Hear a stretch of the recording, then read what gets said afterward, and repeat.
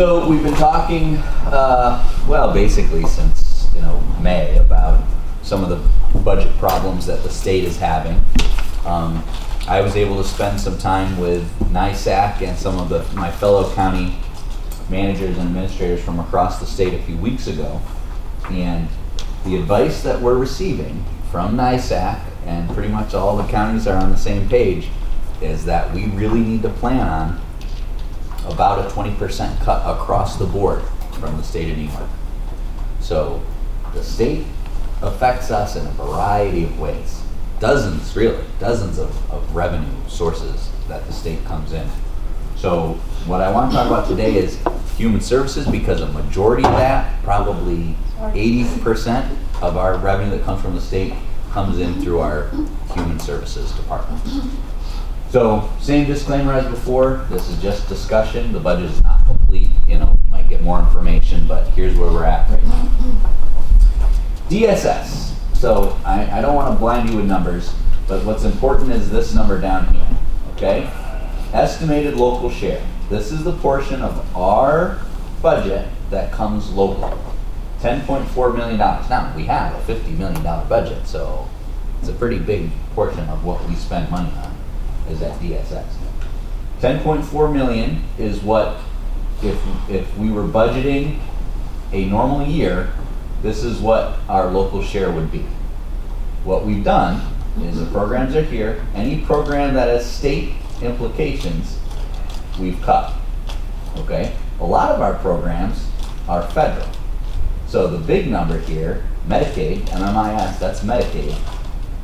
That is actually, we paid out last year $61.8 million in Lewis County for Medicaid. But look at our share, $5 million. So remember, when we went down to Albany and we wore our blue caps about keep the cap, and remember we had the governor's representative from the state parks come in and give his budget, and we kind of argued with him a little bit. We won. The counties kept the cap. So we're very lucky, because if we got a 10% or 20% reduction in this, we'd be in trouble. But that has to be done by the state legislature. The governor doesn't have unilateral authority.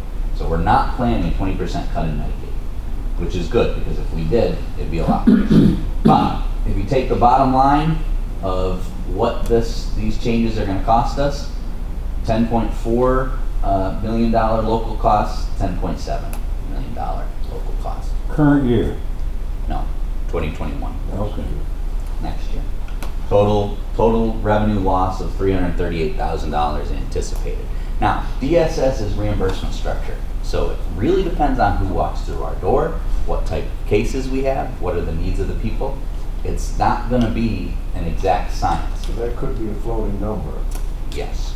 Okay. If our caseload is higher, then guess what? A 20% cut from a higher number is more. Mm-hmm. If it's less, then obviously it's less. Okay. But the way we're budgeting is we're planning on getting from our taxpayers $10.7 million. So you're planning for the worst. Yes. Yep. But you can see some of these things, HEAP, food stamps, which it's called SNAP now, those are federal programs. So the state doesn't have any say in cutting. So that's a good thing. Public health. Again, we've got revenue that comes in from a variety of sources here. Normal budget, so if it were last year with Patty, we would say we need to plan on, this is the reverse. So since DSS is reimbursement, this is county cost, this is just revenue. So last year we would have booked 1.7 million in revenue from the state to public health. 20% reduction across the board, every program brings us to $359,000 revenue cut. That means we're planning on bringing in $1.4 million to the county in revenue. So Ashley and I are in disagreements.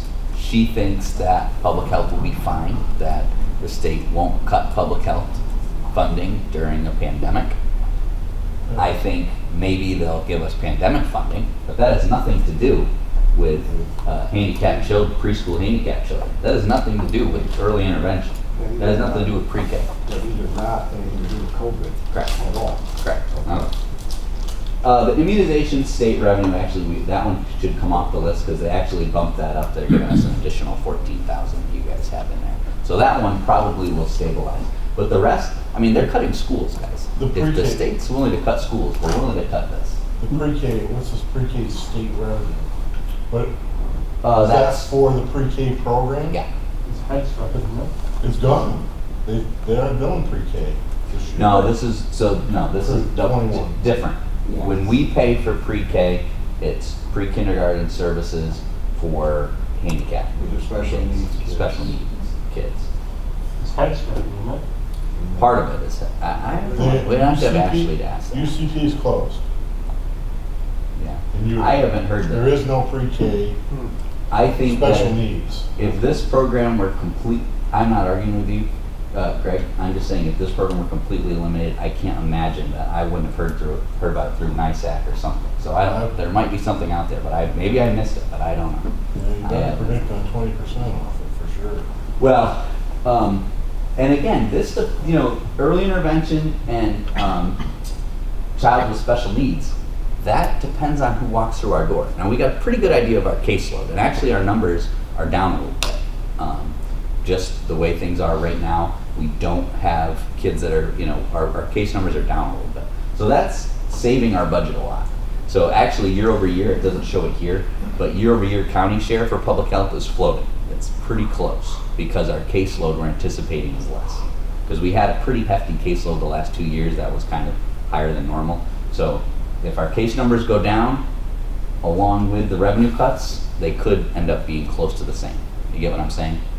Our expenses go down enough that they match the revenue. But either way, that is, another $359,000 that we're anticipating not collecting from the state. Office for the Aging. And by the way, with public health, the state public health has sent a letter to all directors saying that their funding will be preserved in 2021. The notes that I'm getting are cut it anyway. Cut it anyway because we don't want to get caught expecting money that we're not going to get.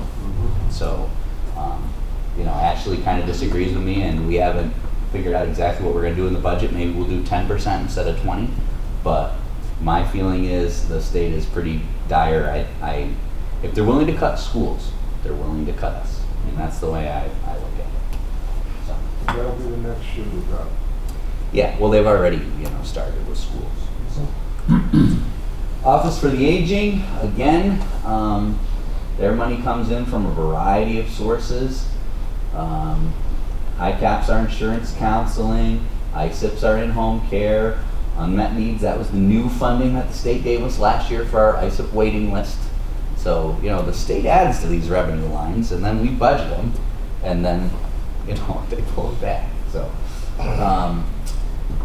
again, last year we budgeted about $724,000 for revenue. If it were a normal year, we'd be booking $726,000 this year. What we're going to book instead is $581,000.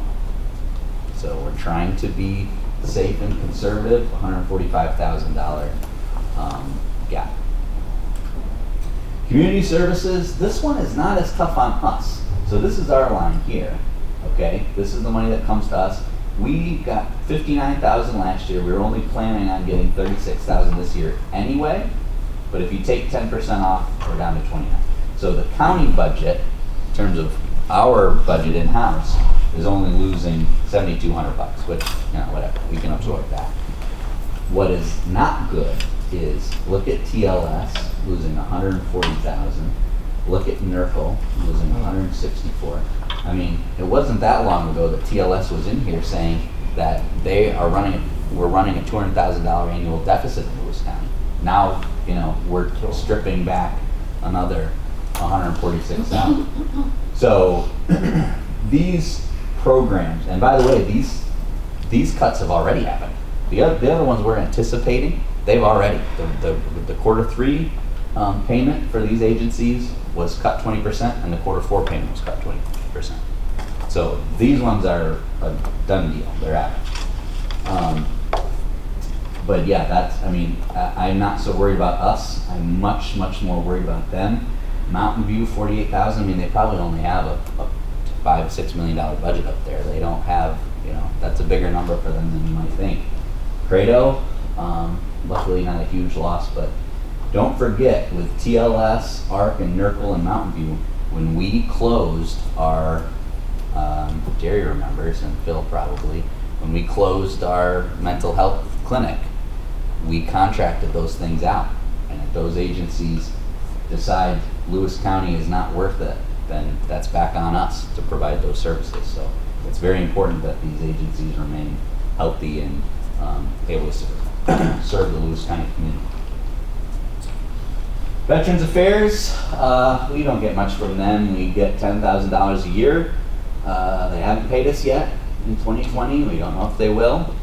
And we're booking a 20% cut for 2021, so 10,000 to 8,000. Probation I didn't put on these slides, but because it doesn't always fall in this department, but that's another kind of human services thing. They typically get $80,000 from the state. We cut that right back to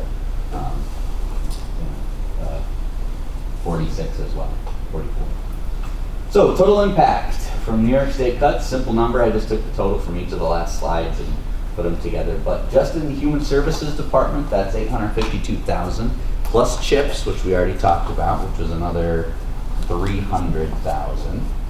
So, you know, and then you take probation, add another $20,000. I mean, that stuff adds up. But so far, we're not done with the budget, but I think we're able to make ends meet without needing to crush the taxpayers. We're going to be all right, I think. So, but anyways, this is the heads up. This is the first budget discussion, and I want you to know that this is what we're planning. That we're just planning on, and maybe I'm, you know, Chicken Little, the sky is falling, but every indication that I'm getting, Larry and I sat down with Senator Griffo a couple of weeks ago. He absolutely told us cut. He absolutely told us. So that's what we're doing.